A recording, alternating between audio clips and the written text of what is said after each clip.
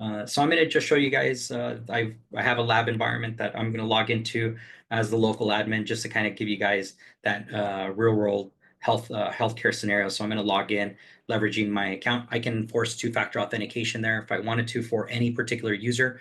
This is a full admin. So this might look different for a different scenario, but we could leverage TOTP devices, which is your Windows authenticators, your Google authenticators.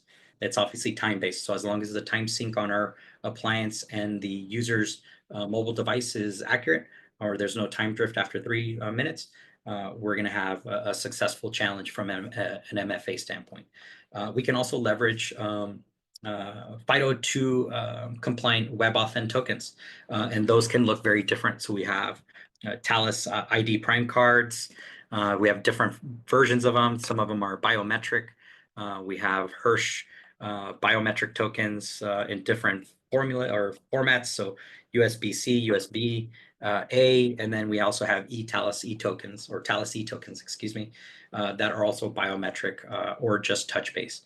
So all of these tokens will work on our appliance as long as we have a valid certificate on our box. And the certificate does not have to be internet facing. I have a bunch of clients that are saying, well, if your box, it defeats the purpose if it has to be on the internet. We don't require any internet facing dependencies. So if you have a domain controller inside your environment or a certificate of authority inside your environment, we could leverage those equipment, those existing infrastructure to provide that certificate and a layer of security. So as you can see here, this is my web dashboard, my admin dashboard, and it lists all of the connections that I can quickly connect to. And this is one of the healthcare kind of web connections that I've enabled. So I'm going to dive into just the connection itself before connecting to it, just so you guys can see. I'm going to be working in multiple tabs here. This is the fluidity of our solution, the ease of use. The product, the platform itself was designed for an OT technician to be able to get their hands on and configure, deploy, administrate, and teach users how to use our platform. So it doesn't require you to have a CISSP or a CCNA kind of certificate. Very, very simple, simplistic design, but very robust as far as the controls that we empower the users with. So I can create connections by just quickly adding connections. RDP, SSH, VNC, and web are the primary protocols that we work with. If I wanted to leverage any other protocol, we do have Relay, which acts more as an on-demand firewall. And Relay connections can be, your SCADA, Modbus controllers. These are typically used for one-off use cases. I like to say break glass scenarios. Where you have a technician that has a proprietary app on their laptop and still needs to access a piece of equipment on the inside. This does create a bridge though. So we would recommend to place some type of engineer workstation inside the environment where we could leverage the RDP protocol or the VNC protocol or the web protocol to just gain access to that particular piece of equipment and nothing else, and then break that protocol inside the environment, as well as give you a lot of controls. So, and I'll dive in deeper a little bit in that. To create connections, very straightforward. Give it a name. You can type in IP address or host name as long as we have DNS configured. And then you can vault passwords in here. I know there's going to be a question if we could do password rotation. That is going to be coming in the future. Currently, we can work with our existing partners like CyberArk or other RPAM solutions with our full REST API to work with our clients to integrate existing tools inside the environment. And we've already built some of these use cases out. So if you're interested in learning a little bit more about some of the integrations that we've done, please reach out. We'd be more than happy to just have a conversation. We can leverage shared credentials here. This is a very common use case that we see out in the market. I know a lot of our clients and potential clients are trying to shy away from leveraging shared credentials. We provide a particularly great point of view because we can leverage the shared credentials, but we could still associate the shared credential to a named user's actions because we provide a full monitoring a session in real time. So I'll show you in my full other demo site where I can show you kind of a side-by-side admin view and a temporary user or third-party vendor kind of look of how we can monitor a session real time. And then also we do provide full video recordings for every session that happens on our appliances. which goes back to the accountability. At the end of the day, we want to hold our third-party vendors and our employees accountable for actions that they do inside our environment. Even change management is a particularly good use case for videos, or even training purposes. A lot of the OT environments that we specify have a lot of tribal knowledge that some of these technicians and engineers have been working for 10 plus years, and they might know how to configure or troubleshoot a piece of equipment. What better than having a full video recording of that user's interaction to be able to teach junior technicians how to troubleshoot. So again, creating connections very straightforward. For RDP sessions, we can leverage remote desktop services inside environments to push users directly to applications or directories inside the environment, which is a very, very powerful control. So one of the other connections that I wanted to highlight here is the web connection.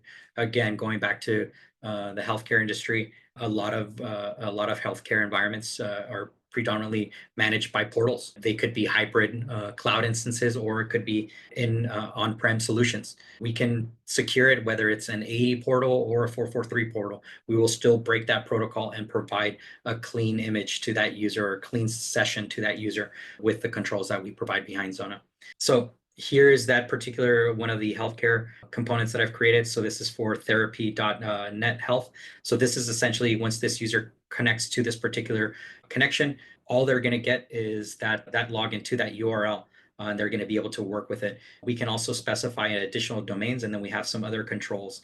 These by default are turned off. I'm going to just highlight these on the connection itself. So if I come back to my connections list, and then now I open up that connection, which is going to be healthcare here, and then healthcare 2, which is just another web portal.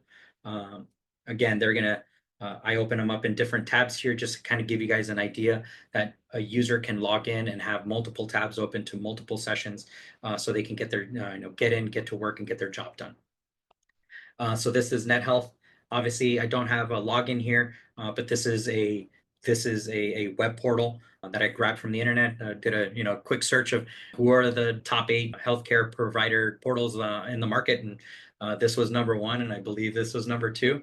And apologies that this one did not work. But again, this is just a web portal. If we put in a different URL, this is kind of just to show you guys, if a user tries to navigate to a different system here, they're going to get a block page, because we don't allow a user to kind of just pivot from one system to another system. If we've specified specific areas that the user can navigate to, we can place them here in the allowed domain section, and then this user can tab out and pivot to another application or web portal. These are primarily IT use cases where you might have, again, host firewalls or switches, where you have an IT administrator that needs to manage multiple pieces of equipment.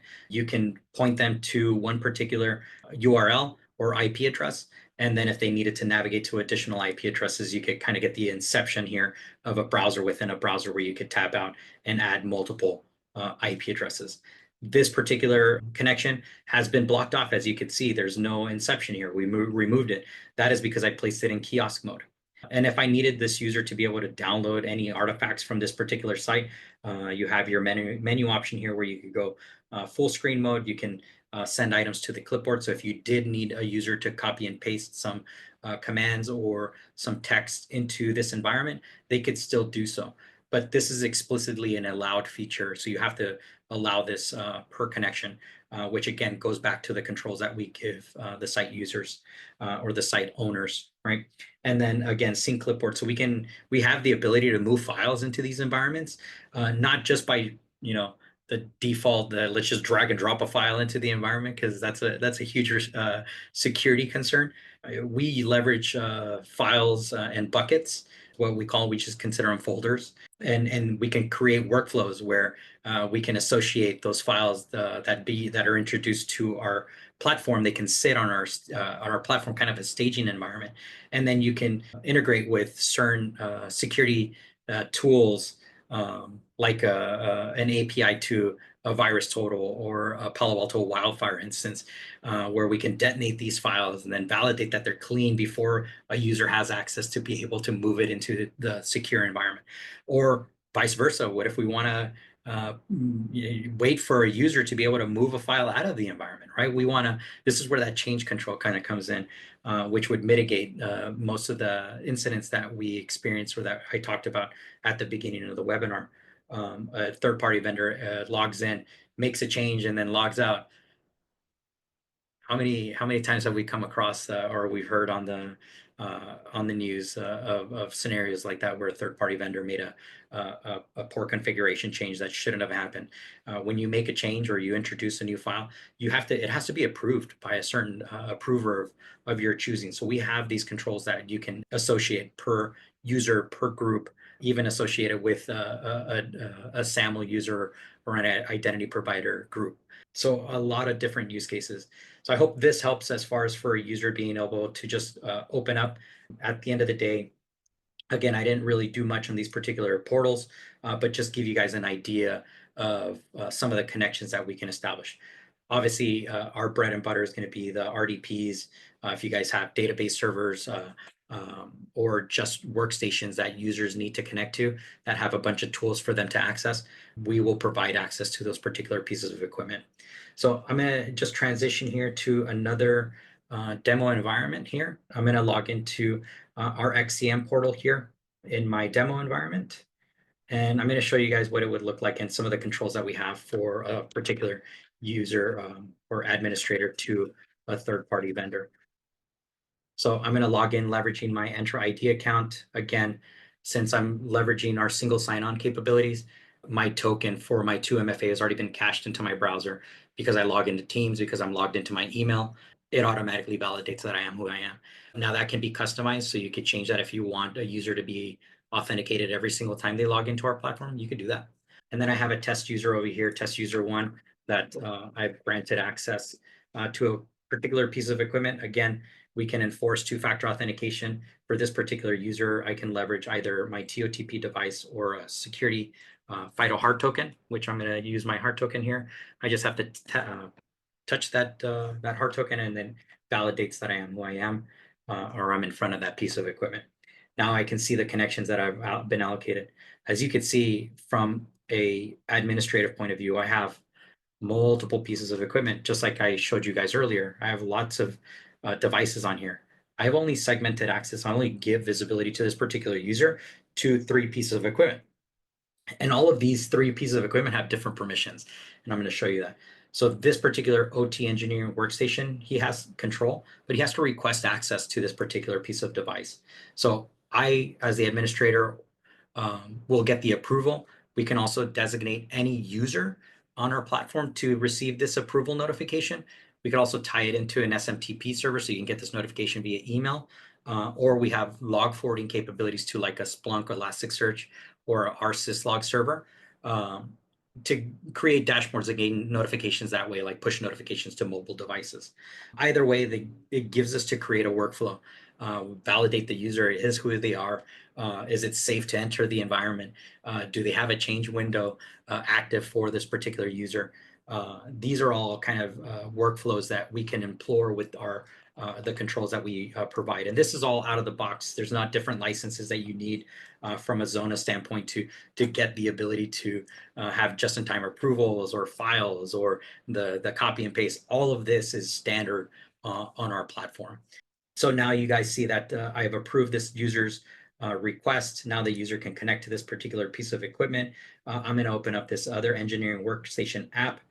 This is just, I mentioned that we have the ability to push a user to a specific application within the RDS Remote Desktop Services appliance or application. So that is going to be that connection up here. And then on this particular SCL switch, I've placed it behind a schedule. So I've only allowed this user to connect to this particular piece of equipment, but it has to fall within a certain timeline. And for this particular use case, it's really outside of the scope because I put it on a weekend. So when that user tries to connect to this particular piece of equipment, he's going to get notified, hey, you're out of your window. This is only for scheduling purpose or for the weekly schedule. So I only gave him access to connect to that piece of equipment between Saturday and Sunday, between the 8 hours of 8 a.m. to 9 to 5 p.m. And you can schedule this ahead of time. So if you know a vendor is going to be entering your environment or a user is going to be entering your environment, is only going to be working on a piece of equipment for a month, you can have it scheduled for that month, and then it'll automatically tear down after that time frame is elapsed. This user has access to this engineer workstation. I, as the administrator, can see exactly what this user is doing in real time. So if I come into my active sessions here, I can see that test user one is connected to 2 pieces of equipment. I can go into the action wheel here and monitor sessions in real time, right? This is a great use case here. It really shows you what this user is doing. We can even disable this notification from ever popping up for this particular user. So you could do kind of the big brother where you're just monitoring and not notifying. Valid use case. At the end of the day, if I see anything nefarious here, I can disconnect from this particular session, go back into my active tab here, and then terminate this user session and just say, sorry, I need the box or something like that, something generic. I can even completely terminate this user's session entirely, right? So I can disable this user from even connecting to any pieces of equipment. So if I kill this user session and I disable them, now I have to explicitly allow them back into my environment by going into that users tab and then regaining them access. So these are just a little bit of the controls that we provide. Obviously, there's a lot more that I can do on this demo, but as we can see, we're running out of time. I only left 3 minutes here, 2 minutes now, excuse me. But if there are any questions, comments, I'd love to hear 'em.